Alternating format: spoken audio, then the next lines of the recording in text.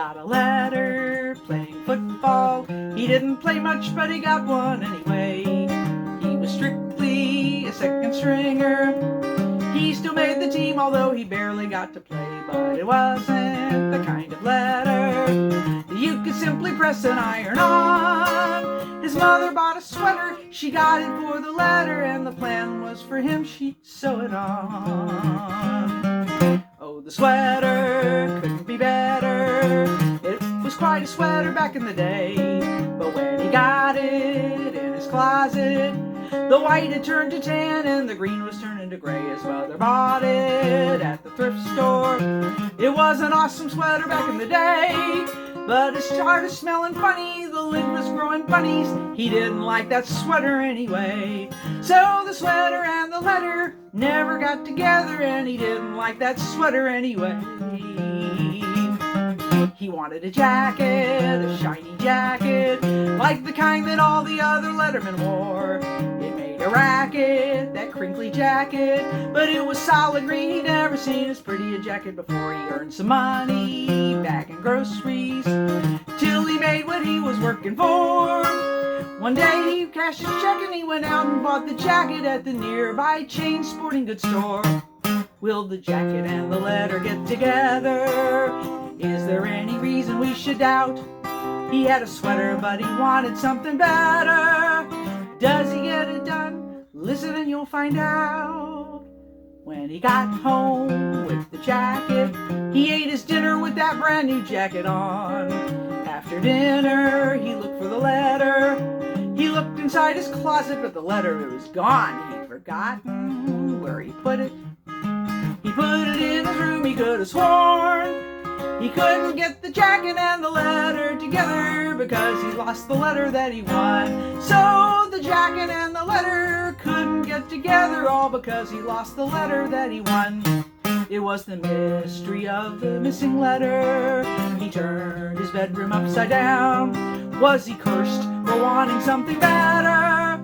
He looked all through the house. Would the letter ever be found? An hour later, he found the letter in a bin next to an ancient sewing machine for his mother to sew it for him. But it was all that she could do to go to work and cook and clean. She worked the mornings, sometimes the evenings, waiting tables at the diner way downtown. Besides, the sewing machine was broken. One night home from working, she took him by the hand and sat him down. All next week, son, I'm working doubles. I'm sorry that I won't be too much help. Here's the thread, son, and here's the needle. If you want the job done right, you're gonna have to do it yourself, son. You're going off to college. I won't be there to sew your letters on. When you're sitting in the dorm with your buttons torn and worn, you're gonna have to learn to sew them on. He was shocked and broken-hearted to think he'd have to sew it all by hand, but she kindly got him started. If you want to make it, son, you think the world's at your command. It's a whole new world out there. You're gonna be a man. So he learned how to thread a needle.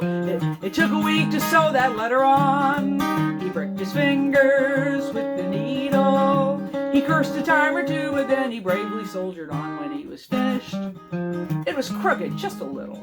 He thought he'd leave it folded on the shelf, but the jacket and the letter finally got together, all because he learned to do it for himself. Whoa, the jacket and the letter finally got together, all because he learned to sew it for himself.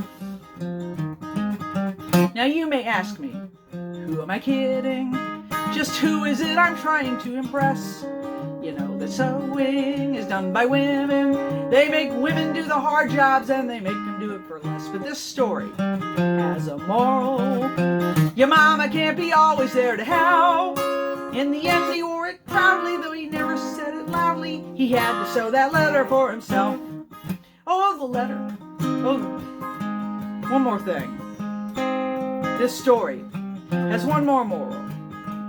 You don't leave your prized possessions on the shelf. In the end, he wore that jacket proudly, though he never said it loudly. he can say he did it by himself.